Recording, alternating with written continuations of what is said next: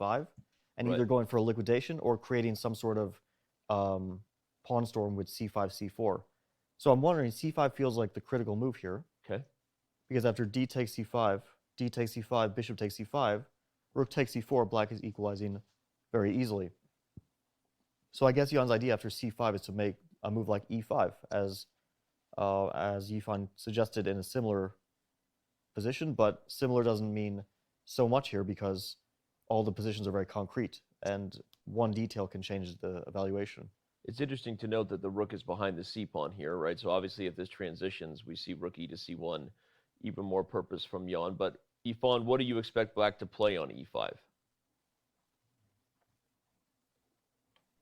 Well, I was calculating between queen 5 and queen e6, but queen f5 maybe simply doesn't work because it takes d6.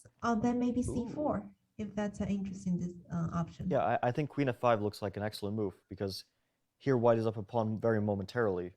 After e takes d6, c4, queen to b4, let's say, to protect that pawn. Now it will get corralled by black's pieces. Even like queen d5. Queen to d5 we can start with, rook to a6, and then rook to either d8 or e6.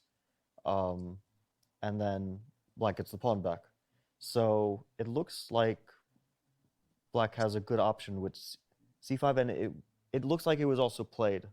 If I was going to say, we'll keep analyzing it because it's been played on the board. So Yifan's suggestion of queen f5 looks like a really strong move from... In fact, I think queen to e6 would be a mistake instead of queen to f5, because after queen e6... Okay, queen e6 would be a mistake. White can take on e6. I was looking even ideas of d5, but yeah, okay. Yeah, and after rook e6 to play d5. Right. And then if the rook, well, should go back, let's say to e8, e takes d6 now. And although black can play c4 here, the pawn is living on d6 now, because white has rook a6, bishop c5. There's ways to support this pawn. Yifan, your thoughts here? Obviously, it's back to Jan to prove that he looked at these lines, which we're sure he did, although as we have our little in-studio cam, we see that the match is not currently Jan Nepomniachtchi versus Magnus Carlsen. It's Fosgrove versus Cornbase. Couple of logos being mispronounced by Dan, staring at each other from across the room. Fosgrove versus Cornbase. Those sound like great companies. Those sound like great companies, Fosgrove and Cornbase. They should probably work together.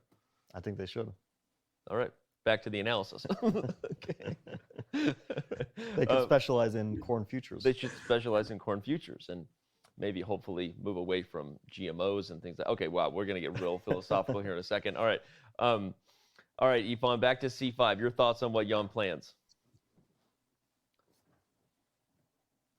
I have a feeling that probably he's going to take him on c5. I don't know why, because the more we look at analysis, the more it doesn't like this. I don't like this option e5. But apart from e5, there are not so many alternatives.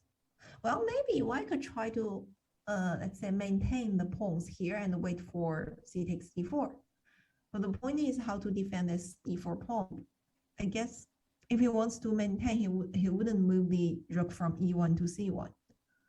Maybe rook a6 here? It's interesting. That's an interesting move. You give up e4, but just to show the obvious line, the d6 pawn is pinned to the queen. So this could actually be very good for white, so probably black doesn't play that.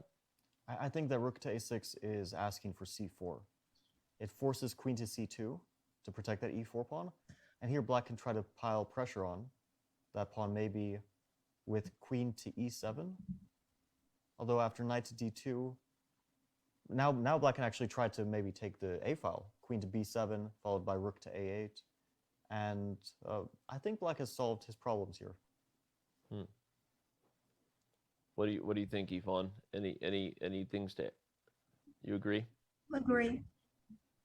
I mean, this option rook a6 is a bit reluctant, to be honest. I was just trying to find, let's say, some possibilities to keep the game going on. But doesn't seem like a very successful try. Yeah, I'm not sure if Jan has a way to play for an advantage here without taking risks. D takes e5 is basically saying, okay, let's end this game at some point. Although even there, I think he's the one who would be risking, because after d takes c5, bishop takes c5, There's even moves like knight to f4. Yeah. There's threatening stuff knight which takes which is h3 check. potentially, you know, a bit scary for white, tactically speaking. Speaking of things getting scary, this could be a critical moment. I'm going to take our last question now from Twitch. We got one from each of the different